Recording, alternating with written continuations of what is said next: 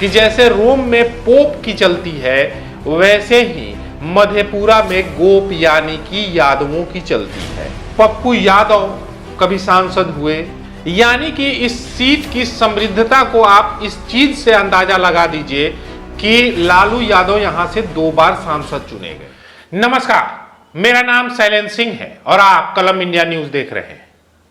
आज बात एक ऐसे लोकसभा सीट की जिससे यादवों का गढ़ कहा जाता है, यानी कि एक कहावत बहुत फेमस है वहां की, रोम में पोप मधेपुरा में गोप। जी हां, इसका साफ मतलब यही है कि जैसे रोम में पोप की चलती है वैसे ही मधेपुरा में गोप यानी कि यादवों की चलती है। और इसका एक उदाहरण आपको दे देते हैं तो फिर आप इसको अच्छे से समझ जाइएगा। 1967 के बाद से यहां पे सिर्फ यादव उम्मीदवार ही यहां से जीतते आए हैं, यानी कि वहां पर यादवों की जो संख्या है वो ज्यादा है और उनकी तुत्ती बोलती है।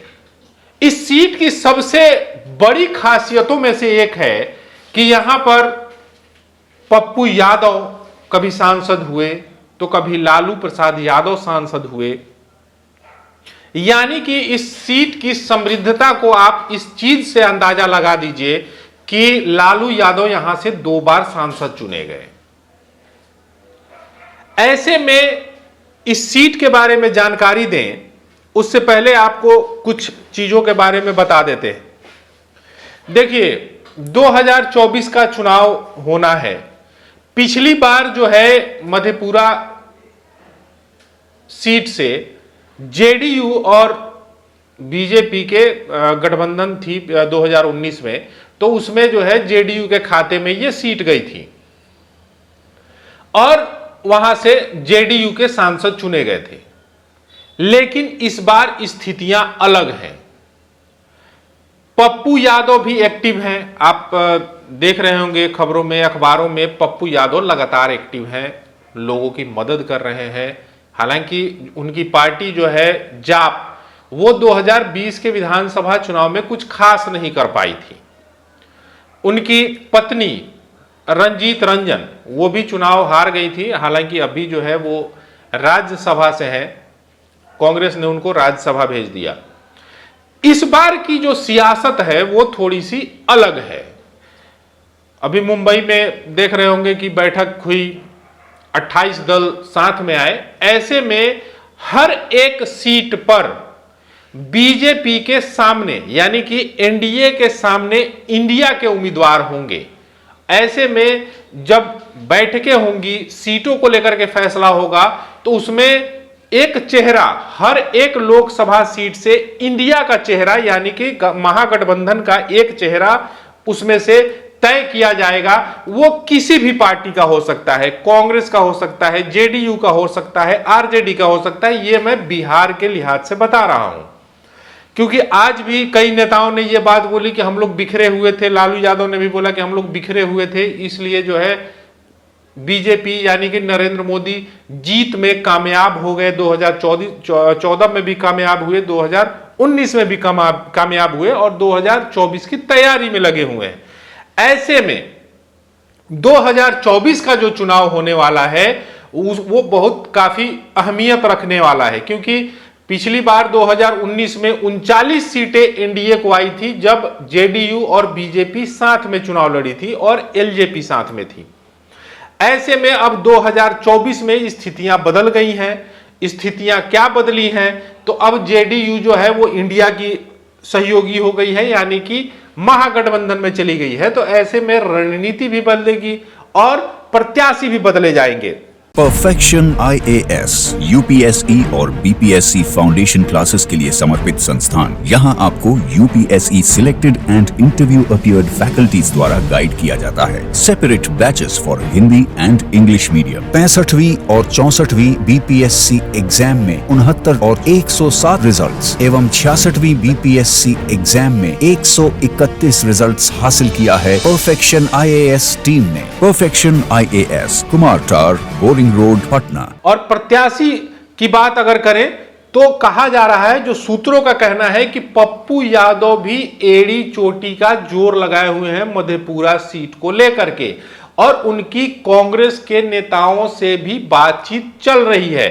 ऐसे में अगर वहां से पप्पू यादव वहां से अगर उम्मीदवार बनते हैं तो क्या स्थितियां बनेंगी।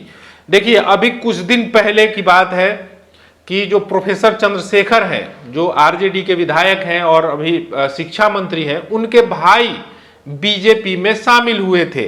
तो ऐसे अटकलें लगाई जा रही थी कि हो सकता है कि मधेपुरा लोकसभा सीट से इस बार एनडीए के प्रत्याशी प्रोफेसर चंद्रशेखर के भाई हो सकते हैं।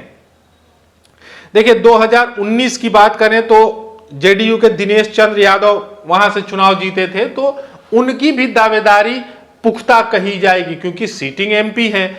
ऐसे में अगर पप्पू यादव को टिकट नहीं दिया जाता है, अगर पप्पू यादव की सेटिंग अगर नहीं बैठती है, तो ऐसे में दिनेश चंद्र यादव जो जेडीयू के अभी फिलहाल सांसद हैं, उनको टिकट मिल सकता है। वहीं बीजेपी से, क्योंकि देखिए अभी तक मधेपुरा सीट पे बीजेपी आज तक एक बार भी चुनाव नहीं जीत पाई है, आज तक का इतिहास है।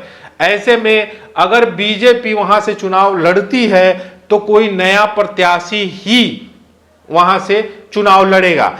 ऐसे में प्रोफेसर चंद्रशेखर के भाई जो हैं वो चुनाव लड़ सकते हैं। जब बीजेपी में जब शामिल हुए थे प्रोफेसर चंद्रशेखर के भाई, तो उस समय बहुत जोर शोर से ये बातें चली थी कि उनको टिकट दिया जा सकता है। हालांकि उतना ज्यादा एक्टिव नहीं है, लेकिन साफ सुथरी छवि के नेता यानी कि इंसान माने जाते हैं। ऐसे में अगर वहां से सीट अगर उनको दी जाती है तो रामचंद्र यादव, क्योंकि देखिए वहां जो है यादवों को ही सीट देना मुफीद रहेगा हर पार्टी के लिए, कि जो इतिहास चला आ रहा है उस इतिहास में किसी यादव को ही सीट कोई भी पार्टी देगी जिनको जीतना है। ऐसे में अगर एनडीए रामचंद्र यादव को, जो प्रोफेसर चंद्रशेखर यादव के भाई हैं, उनको अगर टिकट देती है तो हो सकता है कि टक्कर जो है वो शानदार रहे। हालांकि बीजेपी अकेले कभी चुनाव लड़ी नहीं, तो उन्हें उस चीज की जानकारी नहीं है कि भैया क्या सीट रहने वाला है क्या नहीं रहने वाला है। अगर देखिए यहां पे अगर वोटर्स की संख्या की बात करें तो वोटर्स में जो है वो सबसे ज्यादा यादवों की संख्या है। देखिए, आपको हमने पहले ही बताया कि जो है वो यादवों का गढ़ है। ऐसे में वहां पे सबसे ज्यादा संख्या यादवों की है। उसके बाद मुस्लिम करीब 2 लाख के करीब है, ब्राह्मण करीब 2 लाख के करीब है, राजपूतों की संख्या भी अच्छी खासी है, 1 लाख के करीब है। वहीं मुसहर जाति की 1 लाख आबादी है। वहीं दलित भी करीब 1 लाख है, कुर्मी 65,000 है, कोयरी 60,000 है, धानुक करीब 60,000 की संख्या में है। ऐसे में यहाँ पे यादव का जो गढ़ है इसी वजह से है क्योंकि यादवों की संख्या यहाँ पे सबसे ज्यादा है। लेकिन और यहाँ की विधानसभा क्षेत्रों की बात कीजिए तो आलमनगर, बिहारीगंज, मधेपुरा, सोनबरसा, सहरसा, महिषी। देखिए महिषी से भी संबंध रहा है, आनंद मोहन सिंह का महिषी से संबंध रहा है, सहरसा से संबंध रहा है, यानी कि आनंद मोहन की भी जो है वहां पे धमक दिखाई देगी। ऐसे में अगर पप्पू यादव को वहां से उम्मीदवार बनाया जाता है तो उसमें अगर मतलब इंडिया की तरफ से उम्मीदवार बनाए जाते हैं तो वहां पे आनंद मोहन की भी धमक दिखाई देगी, ये तो तय मानिए। ऐसे में आप समझ लीजिए कि मधेपुरा लोकसभा सीट जो है इस बार भी वो हॉट सीट रहने वाली है। हॉट सीट इसलिए जैसे ही पप्पू यादव वहां पे अगर उम्मीदवार बनते हैं तो वो ऑटोमेटिक हॉट सीट हो जाती है और सामने वाले प्रत्याशी के लिए मुश्किलें पैदा हो सकती हैं। ऐसे में बीजेपी भी यानी कि एनडीए भी सोच समझकर ऐसे प्रत्याशी को उतारेगी जो उस लेवल का होगा, क्योंकि अब की बार जो है जिस तरीके से इंडिया ने अपनी तैयारी शुरू कर दी है वो तैयारी जो है वो हर एक लोकसभा सीट के लिए वो तैयारी हो रही है, और उस तैयारी में जो है आप समझ लीजिए कि एक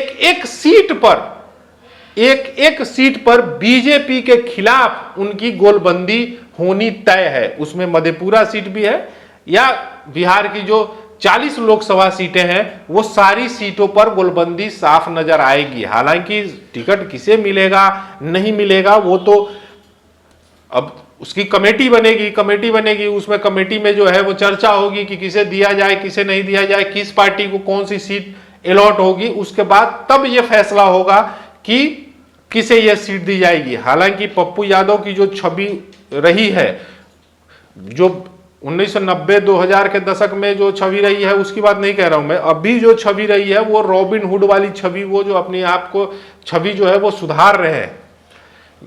पटना में बाढ़ की स्थिति हो या फिर लोगों की मदद की स्थिति हो, हर स्थिति में वो लोगों तक पहुंच रहे हैं, उनकी मदद कर रहे हैं। ऐसे में पप्पू यादव अपनी छवि को सुधारने में जुटे हुए हैं, मुद्दों को उठाने में जुटे हुए हैं, और वो किसी भी मुद्दे को मीडिया के सामने आते हैं, मीडिया के सामने वो अपने आप को बताते हैं कि भैया यहाँ ये परेशानी है, यहाँ ये परेशानी है, तो लगातार सुर्खियों में भी रहते हैं। तो ऐसे में अगर वो प्रत्याशी होते हैं तो रामचंद्र यादव जो एनडीए के प्रत्याशी की तरह बात हो रही है, वो जो है उनके लिए मुश्किल साबित हो सकता है। लेकिन एनडीए अब क्या करेगी क्या नहीं करेगी ये तो आने वाला वक्त ही बताएगा। लेकिन मधेपुरा को लेकर के जो हमने जानकारी दी वो कैसी लगी जरूर कमेंट में बताइएगा, है ना। अभी तक आपने चैनल को सब्सक्राइब नहीं हो, सब्सक्राइब कर लीजिए, शेयर कीजिए, कमेंट कीजिए, हौसला बढ़ता है भाई।